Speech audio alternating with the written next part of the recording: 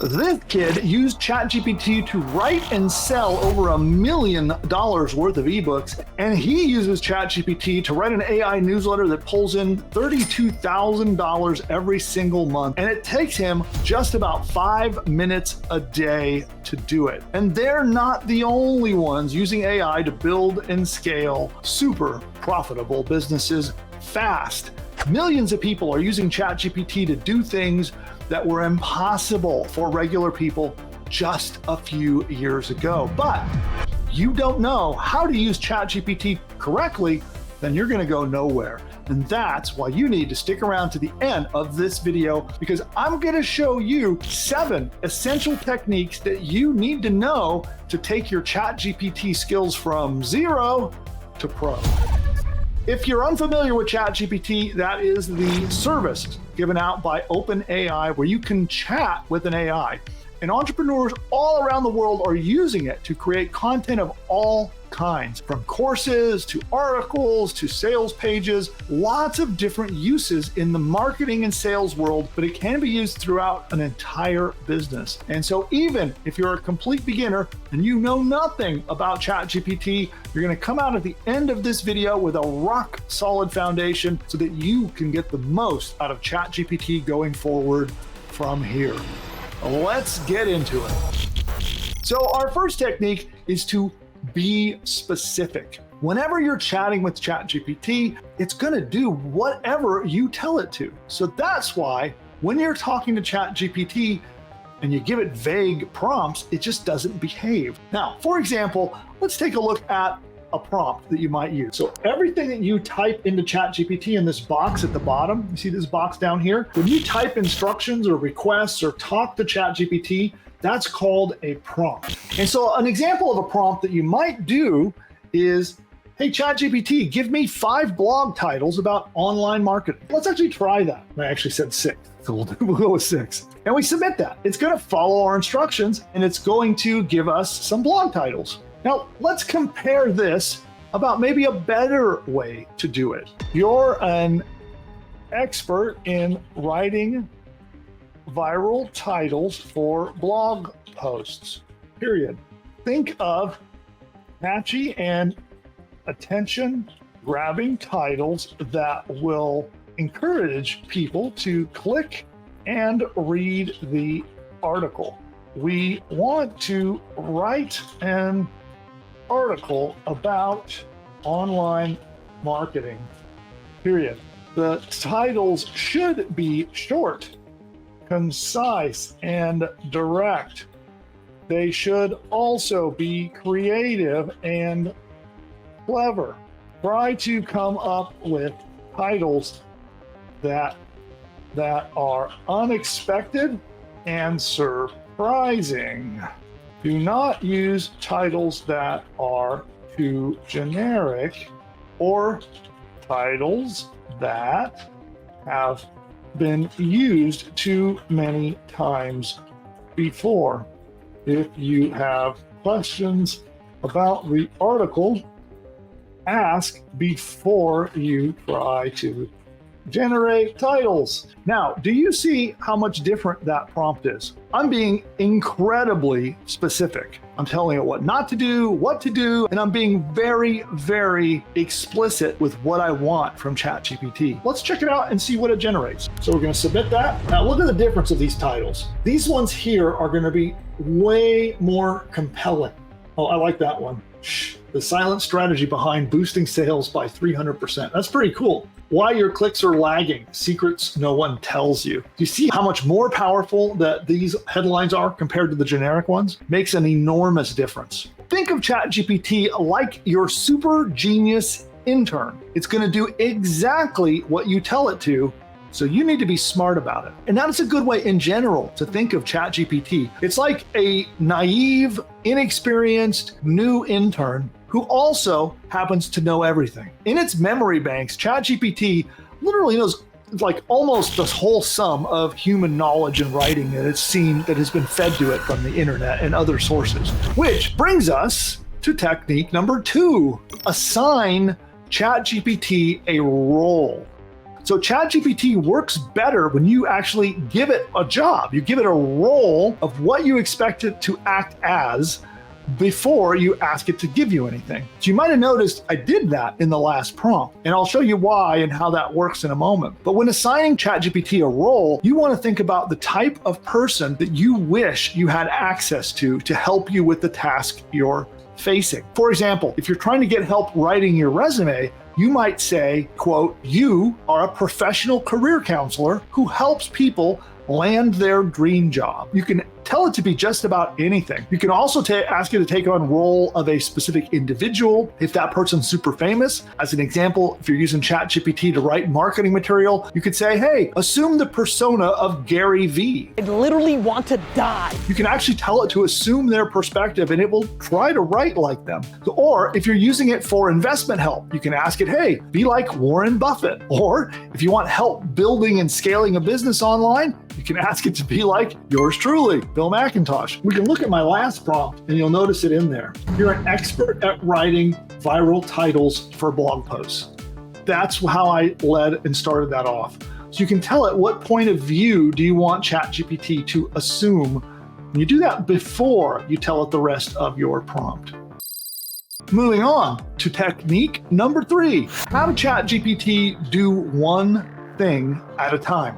ChatGPT can get very confused if you ask it to do multiple things in one single prompt. This is why vague prompts like "write me an article about golfing" is a bad prompt and will get you a bad result. It has to think about and do a lot of things. It has to come up with a title. It has to think about what keywords it's going to use. It has to make an outline of the article, and then it has to actually write the article. So it actually has to do many, many steps. And when you do one vague general prompt, it just confuses it. So instead, each of these steps should be one prompt. For example, step 1 would be to talk to ChatGPT and prompt it to give you some great titles and ideas for articles. Step 2 might be to brainstorm out an outline of what are all the different sections and topics you're going to cover in your article. Then step 3 would be to write each section one at a time, and then finally you could write a conclusion at the end.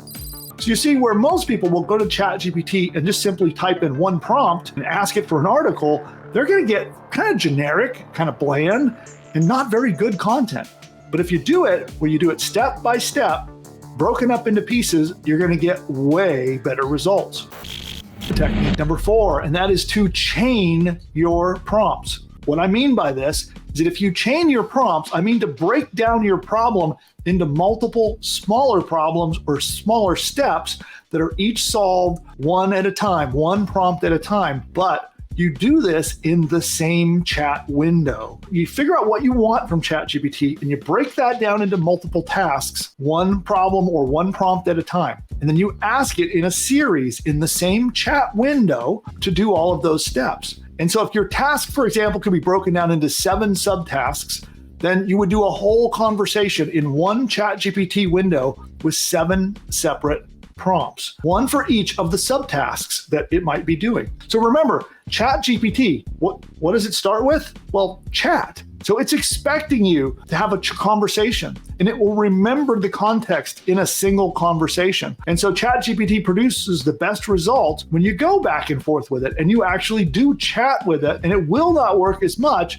as if you just give it one single prompt and expect everything to be done. So a lot of people would come in here and they might say, "Hey, give me blog titles about online marketing." And then they might come in and then they might start a brand new chat. Instead, what you should do is that you should be putting all of those in the same chat window. All the 7 related tasks that you might do to write an article, you ask it in a series, all in the same chat window. So if you're creating an entire lesson, work with ChatGPT to write that whole lesson step by step, all in one single window before you open up a new chat session. So don't try to get it like an all-in-one prompt where one single prompt is going to get you what you want. You're going to get bad results. It'll be boring, bland, plain, and it'll be very obvious that it's AI-generated content. Instead, break it down, do it all in a chain inside the same single chat window. Now, they call this strategy chain of thought prompting. And let me show you here an example. Now, they actually ran an experiment to compare chain of thought prompting against standard prompting, and they found it was way more accurate in quality compared to just normal prompt engineering. And so you can see here in this example, it's a whole study about chain of thought prompting. And this is when you chain them together all in a single window, and it dramatically improves the results of your content. So in that study, standard prompting gave what they called an 18% accuracy rating. Now compared, if they did chain of thought prompting, like I've been describing, it jumped all the way up to 57%. That's a massive difference.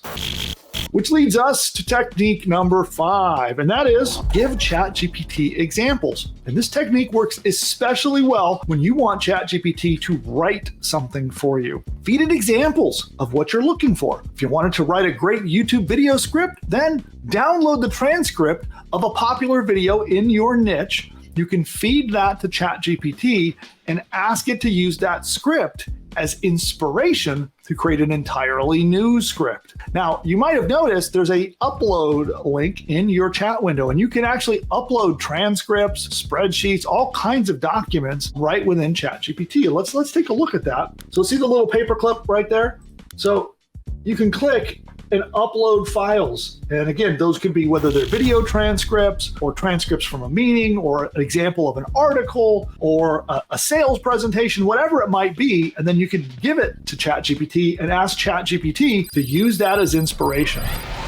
Technique number 6, give it constraints. And what I mean by constraints is just what are you gonna hold it back on or tell it not to do? So sometimes ChatGPT will do things that you don't want it to. And it can be kind of unexpected, and it can be kind of frustrating. For example, ChatGPT has a default writing style that it uses if your prompt engineering skills aren't up to par. If you're asking ChatGPT generic questions, it's going to write in a very specific style. And unfortunately, the default writing style of ChatGPT isn't great. And at this point, it's pretty recognizable, actually. So if you work with AI content a lot, you begin to see patterns, and you can kind of get a feeling for when there's AI-generated content. If you recognize these characteristics, you can include constraints, telling it to not write like that. So you can do that a couple of ways. One is by telling it how you want it to write. You can tell it the style, the voice, the emotional approach to how you want it to write. So if you notice that ChatGPT keeps trying to use emojis, you just tell it not to, right in your prompt. You say, hey, when you're doing this, do not use emojis, do not use boring, plain language. Instead, write in an exciting, upbeat tone of voice of somebody who's cheerful and enthusiastic about this topic.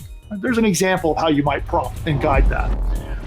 Technique number 7, and that is ask for revisions. Now, like that example I gave earlier of ChatGPT being an intern who's sitting in front of you with a wall of books of all human knowledge behind them, right? That's really what we've got. They might get it wrong. They might do research and quote the wrong facts or say something the wrong way, just like an intern might. And you shouldn't take the very first draft that ChatGPT is going to do for you and just run with it. Sometimes it's great. The results you can get with ChatGPT can be awesome, but sometimes it can be improved by asking it to make revisions, tweaking something slightly with a new draft. Now, this might scare you. You know, after all, who wants to sit there going round and round doing 10 rounds of revisions? But the beauty of ChatGPT is that you get instant answers, right? It isn't like in the old days, if you had an intern actually writing your report, it might take you hours or days to go back and forth with revisions. Instead, you can actually do this in just a matter of moments. Let's say you don't like the writing style. Let's say the piece of content that a ChatGPT made for you is factually correct, it looks good, but it just sounds boring. Well, ask it to make revisions. Say, that was awesome. Please make it less boring and instead make it sound exciting. And then boom, it'll rewrite it and give you revisions, but give it guidance when you do it. Now, as you're probably seeing, prompt engineering and using ChatGPT, there's a lot more to it than you might think. Like the average public probably assumes that ChatGPT is a magic miracle maker. ChatGPT is not that great if you're not good at prompting. So hopefully this training helped you be a better prompt engineer. If you'd like a solution that goes way beyond what ChatGPT can do for your business, I'd like to recommend PushButton AI. And PushButton AI is my platform that we built. It's currently in a private closed state. We have a private beta access. We call it our early access program. And what it does is it can take just 2 answers. You answer 2 questions and hit a button, and it can literally build an entire business. Build articles, sales letters, learning courses, products that you can sell. It writes your email sequences, your ads. It can create videos, audios. It creates your logo that you can use on your business. Find you an awesome domain name, register that domain name, publish your website, launch it, and then hand you the keys. It's pretty darn awesome. It's the closest you can get to push button business building. And again, it's called PushButton AI. And I'd like to invite you to come and get a demo. We'll show it off. You can see how you could use this to build your own business. You can use AI to literally take any idea in your head and turn it into a live online business the same day. To do that, just head on over to pushbutton.ai/demo to get your demo of PushButton AI. We'll join live with you on Zoom. We'll show you how it works, even create a course, help you brainstorm out what your business can be, and demonstrate the technology so you can see if it's right for you. And if you're a good fit, we'll invite you in to join our early access program. Again, go to pushbutton.ai/demo to book your slot and get in on the calendar. Make sure once you've signed up, go all the way through to the calendar and book your slot. And as a free gift for doing a demo with us, we will create a personalized marketing plan for you. If you're not sure what your next steps are for marketing and growing and expanding your business, we'll map out an entire marketing plan just for you and give it to you as a free gift for doing your demo with us. So again, pushbutton.ai/demo. We'll see you over there. If you're still here, you probably liked this video. So give us a like down below. And also, if you want more content just like this one, be sure to subscribe. Tap that subscribe button and click all notifications. You'll see a little drop down to select all notifications when you do that, and we'll see you next time. Bye for now. So for those of you who are not yet a PushButton AI customer, then you need to check this out. And all you need to do is go to pushbutton.ai/demo, pushbutton.ai/demo, and you can get a live one-on-one appointment to get on Zoom and see this powerful technology in action.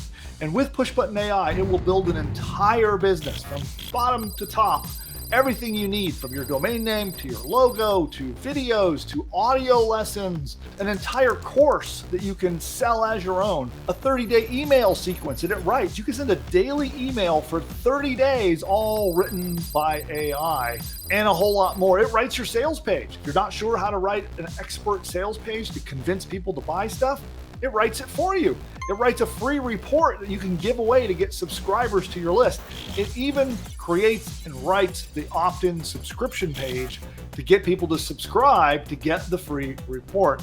And it goes on and on and on. It even writes your first 10 blog posts for you, and it can do so much more. Social media posts, ads, all of these things are done, and all you have to do is answer a couple of questions and push a button. Now, PushButton AI is not available to the public at the time of recording this video. And the only way to get in is by invite to our behind-the-scenes beta access. And during your live demo, we'll show you the technology. We'll actually work with you to actually map out an entire course that you could sell as your own. We'll outline the course with you together on the one-on-one Zoom call. And then if you so decide, if you're a good fit, you can come in, join our PushButton AI beta program, and be in business with that very course by the next day. Go to pushbutton.ai/demo to figure out if this powerful technology is right for you. You can register there. You'll book an appointment in the calendar. Be sure you show up. Our team will be very excited to meet you and show you how the tech works, outline your new course for you, and hopefully it's a fit and we can work together to launch your next business.